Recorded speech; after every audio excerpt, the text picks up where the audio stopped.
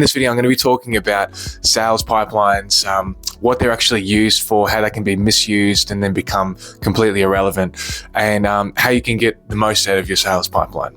So the main purpose of a sales pipeline is to show visibility of the opportunities, accountability, so what needs to happen next and who needs to own it, and momentum, basically how are the sales going through the system.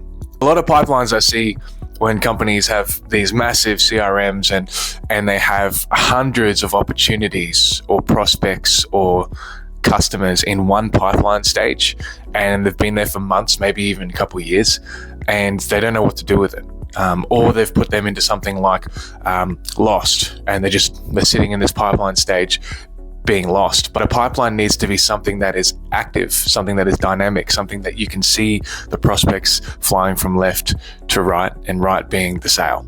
So a pipeline is not just a place to store leads. It's not a task list. It's not a record of every call, and it's not to become a graveyard where leads just sit there for months and even years. A good pipeline should consist of 4 things: where the opportunity is, who owns it, what needs to happen next, and where things are getting stuck. And that's the purpose of it: visibility, accountability, and momentum. So I'm going to show you what a bad pipeline tends to look like, and then what a good one should look like in the context of franchise sales. With franchise sales, there are a lot of steps that go from an interested buyer to actual purchaser or deposit left. And that includes showing interest, having an initial call, qualifying them via some kind of form or survey, going to an information session or a webinar.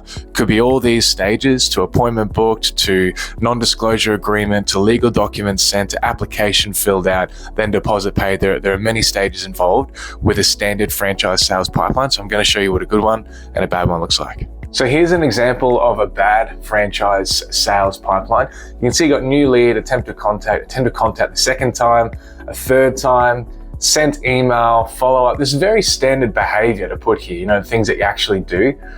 Waiting to hear back, qualified, call booked, no show, lost, abandoned, follow up. And you can see it just looks messy. There's too many different stages. There's too many different things going on. It doesn't really show us the insights that we need. And a good pipeline will look something more like this. You've got new inquiry, you've got qualification in progress. So whatever you do to qualify that lead, right? Whether it be a survey, a form, a video form, a AI conversation, whatever you do to qualify, that'll be in this, and all the automations will be hooked up to that. Then you've got application sent, application under review. See, these are real insights. When you're looking at your pipeline, you go, right, how many have I got application under review? And what needs to happen next? Discovery call and evaluation, right? Due diligence and deep dive, deposit pending, right? These are all relevant stages. And then of course you have long-term nurture, which may be one of the most important pipeline stages that you could have. And you will put a bunch of automations hooked up to this to constantly nurture these customers. Now, if you lose the lead, you just drop and drag them into lost or abandoned or won. You move it out of the pipeline, because this whole pipeline needs to be dynamic, needs to be active, needs to be constantly moving. That's the purpose of a strong franchise sales pipeline.